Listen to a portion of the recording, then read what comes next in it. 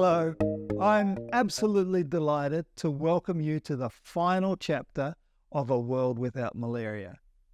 Chapter 22 is titled Communicating the Malaria Message. Now, if you've made it this far in the series, it's evident to me that you are passionate about reducing malaria's impact and you really want to make a difference in your community.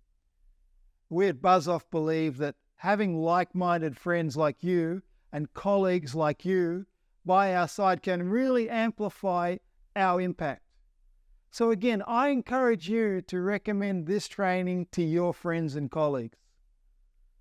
The series not only offers a comprehensive overview of working in the realm of malaria, but has also provided you with a wealth of practical tips on how to make a meaningful difference in the lives of those affected.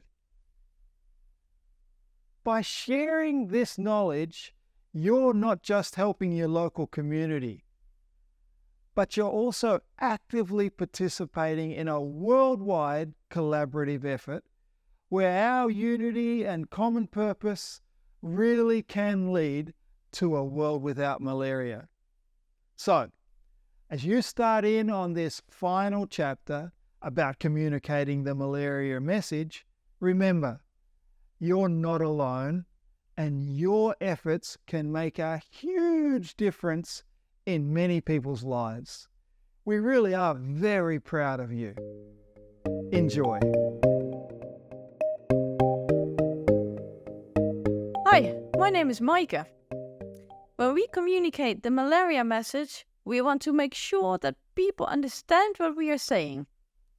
In this course, we set out to communicate short, important messages about malaria to you.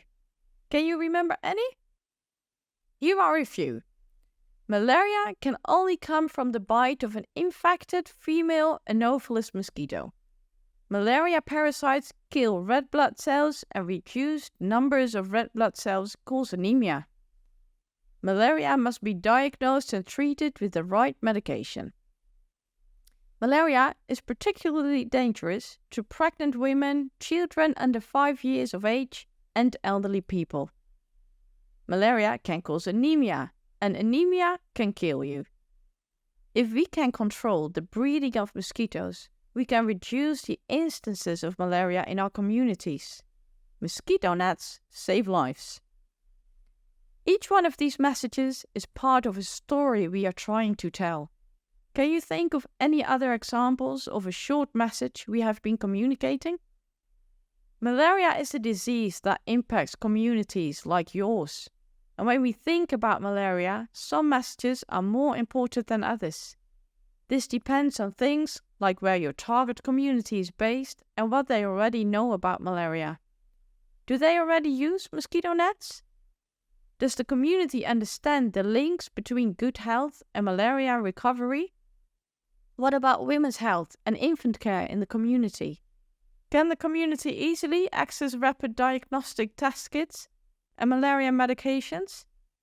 And do they understand the importance of taking the full course of medicines? What about mosquito breeding habitats?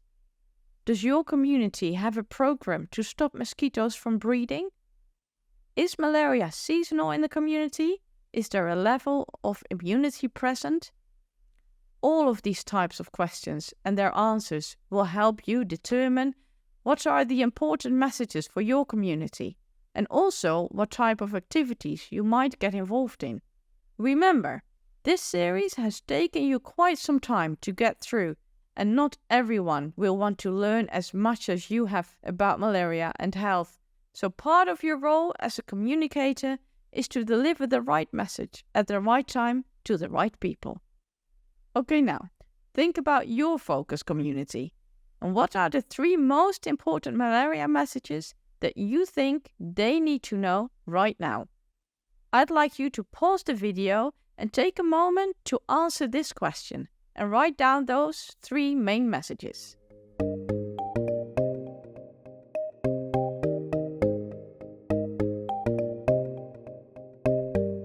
Welcome back. Once you have your 3 main messages, now the big question is, how can you communicate these 3 things? There are, of course, many ways to communicate your messages, but here are a couple of ideas. Perhaps one way is you can make a poster and put it in public places around your community. And when making a poster, the message needs to be short so that people can remember it. On a poster, use a message that is just 1 sentence long. This is different from a brochure or a handout, as they will contain more information relevant for your target audience. Posters also need to have some kind of visual illustration to help people better understand the message. Here are 2 posters. One has a picture of a mosquito and says, "Every mosquito is a serial killer." The other has a picture of 2 kittens playing together and has the same message. Which poster do you think will help people the most? Match your picture with the story you are trying to tell. Think about where you can place your posters to get maximum coverage. Schools, bus stops, a local shop. Think about how you can protect them from the rain and wind so that they last longer. There are many other methods you can use to pass the malaria message around in your community.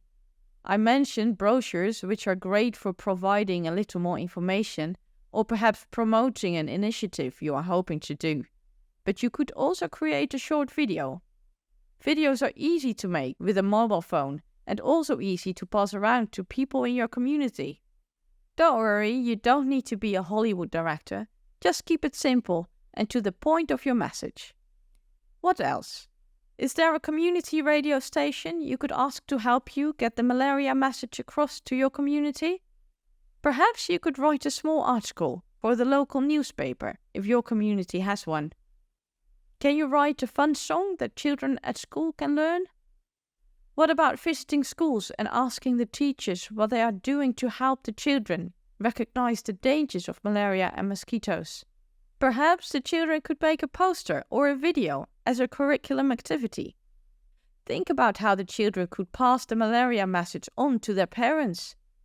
Of course, speaking to the leaders of your community and explaining the benefits in raising malaria awareness is also a great place to start. Perhaps they have suggestions as to how they think the message can be communicated. There are many possibilities as to how you can communicate the malaria message. You don't have to be a malaria expert in order to make a difference in your community. The fact that you have completed this course means that you have a lot that you can share. Just make sure the message you are telling is simple and true. Refer to your manual and feel free to use it to help you in your journey. Perhaps start now by designing your first malaria poster. Take some time, decide on your message and get going.